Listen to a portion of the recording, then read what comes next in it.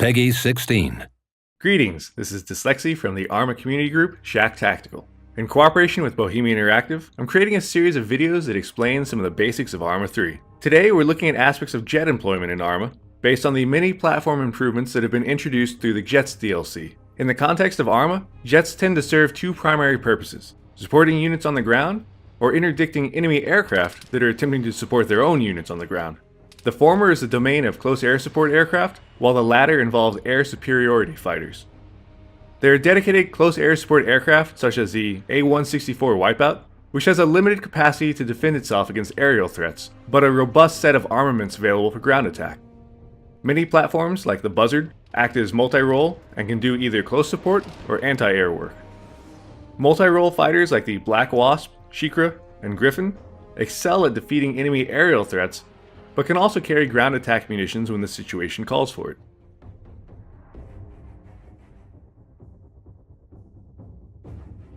The munition types you'll tend to find can be broken down into two basic categories: air-to-ground and air-to-air. Air-to-air comes in two primary forms: infrared and radar-guided. Infrared missiles have passive detection and guidance, meaning that they're harder for an enemy to detect that they're being locked onto or engaged. Radar-guided missiles give more warning to the enemy due to their active guidance. The radar pulses being sent out by the missile or aircraft give away that they're locking or tracking. Infrared missiles have shorter engagement ranges, while radar missiles can be used from significantly longer range. Air-to-ground has a greater variety of munitions due to the broader range of potential targets involved, such as infantry, vehicles, or structures. For infantry and lighter vehicles, folding fin aerial rockets, or FFARs, are an effective area weapon. FFARs come in pods of multiple rockets, and although they're unguided, they can be fired with fair accuracy from several kilometers away thanks to the presence of a continually calculated impact point on the heads-up display. Heavier vehicles such as tanks are the domain of anti-tank guided missiles, or ATGMs. These can lock on from kilometers away and will accurately guide to their target and generally knock it out in a single good hit. Bombs can be used against any kind of target, though they work best at destroying structures or clusters of targets. Bombs are available in either guided or unguided varieties. Guided bombs can be employed through self-designation or by having a unit on the ground or another aircraft provide the laser spot for tracking. Unguided bombs can be fairly accurately employed via the CCIP on the HUD. Finally, an aircraft's cannon can be used for both air-to-air and air-to-ground roles. Some aircraft, like the Wipeout, have powerful cannons capable of defeating armored threats with large ammo capacities. Others have lighter cannons with less ammo, while some aircraft don't even have integral cannons and instead must mount an external cannon if they want to have that capacity.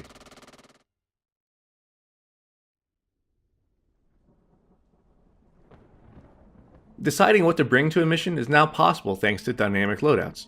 If you're expecting to be facing down tanks primarily, leaving out some rocket pods in order to bring along more anti-tank guided missiles is a real possibility. Whereas if you're a fighter that doesn't plan to worry about ground threats, packing extra air-to-air missiles is a wise choice to make. These loadout choices have ramifications beyond just what targets you're able to engage, as including external stores can lessen the protective stealth attributes of otherwise stealthy aircraft. When maximum stealth is desired, selecting an aircraft with internal-only stores can help to keep the radar cross-section as small as possible.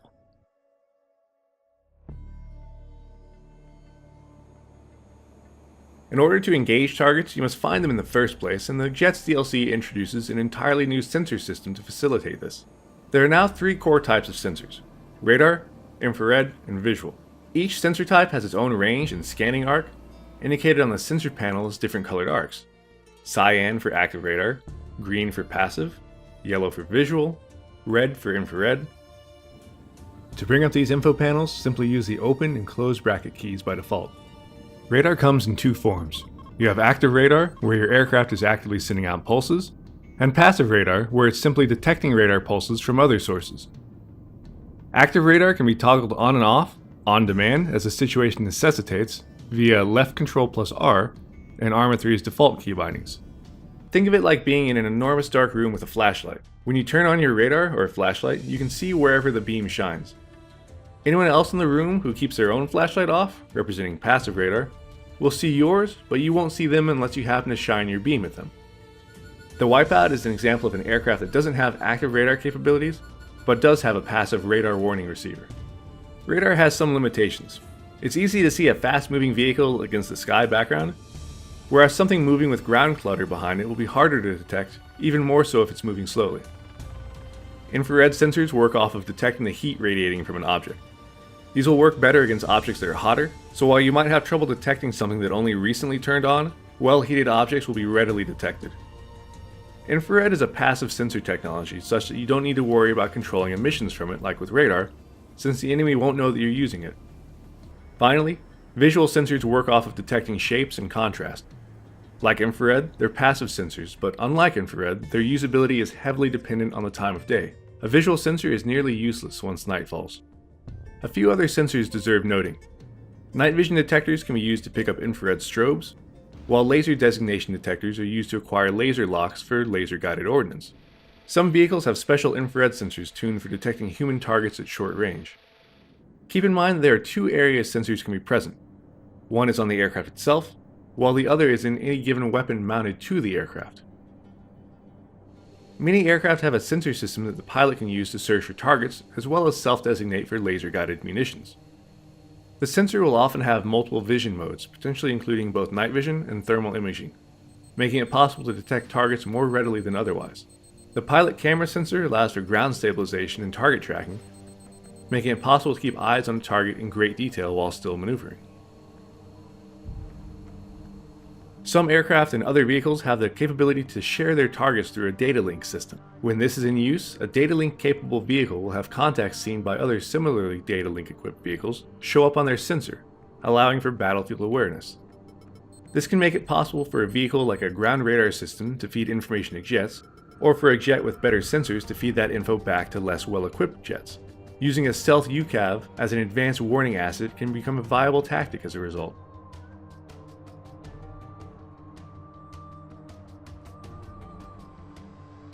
The most significant threat a jet will face in Arma involves dedicated anti-aircraft vehicle systems. These are autocannon-equipped vehicles complete with a set of anti-aircraft missiles and are used as short-range air defense.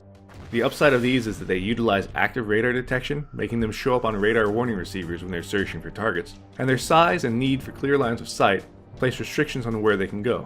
More difficult to detect are man-portable air defense systems, or MANPADS. These missile launchers can be carried by individual troops and can pose significant hazards to low-flying jets. MANPADS utilize passive guidance in the form of infrared sensors, meaning that you won't know when a launcher is about to engage you. Aside from ground-based systems, other aircraft can be significant sources of concern. Enemy jets, particularly ones which are more air-to-air focused on what you might be flying, require special care to defeat.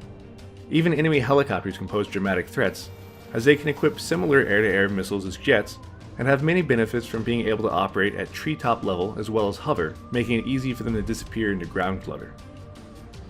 Defensive sensors include the Radar Warning Receiver, or RWR, which gives awareness of enemy radar transmitters, and the Missile Approach Warning Sensor, which lets you know when a missile has been detected as being launched at your aircraft. The RWR can differentiate between whether a radar is tracking your aircraft or not, or whether it's locked on, and the MAW will let you know once a missile is in the air and what direction it's coming from. An orange arc indicates a target locking onto you, while a red one shows the direction a missile is approaching from. The defense against these sorts of missiles is to employ chaff and flare countermeasures and attempt to beam the missile by flying a path perpendicular to it. This gives the missile the hardest tracking solution, requiring it to continually adjust its flight path to attempt to intercept. When dealing with autocannon and similar ground fire, the best tactic is to fly erratically and attempt to outrange the weapon system or mask behind terrain or similar. Improvements to the aircraft damage models mean that you're now able to take more varied kinds of damage before the vehicle is completely destroyed. Hits to the engines can compromise their power output or disable them entirely. Fuel hits can cause leaks to drain fuel rapidly, while hits to the control surfaces, the ailerons, elevators, and rudders, can reduce maneuverability, increase drag, and otherwise disrupt stable flight. Ejection seats are represented now, making it easier to get yourself clear of the aircraft when bailing out becomes a necessity.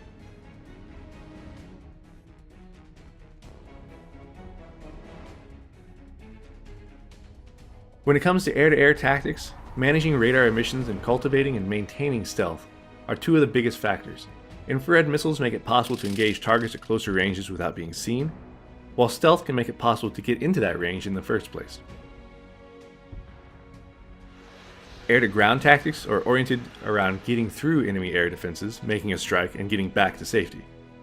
When the airspace is contested, terrain following flight can be used to stay under enemy radar systems, with a pop-up being used near the target to gain altitude, identify the target, roll in and strike it, then return to low altitude for the flight back out. When the airspace is less contested, jets can loiter at higher altitudes using their pilot camera to identify targets while safely out of the range of enemy small arms fire. As with all things, practice is essential. Strap in, burn some holes in the sky, and you'll rapidly find yourself climbing to a whole new style of aerial gameplay. For more community guide videos, be sure to subscribe to the official Arma 3 YouTube channel. For other Arma 3 updates, keep track of the official website, Facebook, and Twitter pages. If you'd like more in-depth tutorial and multiplayer gameplay of Arma 3, I'd recommend you check out my channel here. This is Dyslexy, and until next time, take care.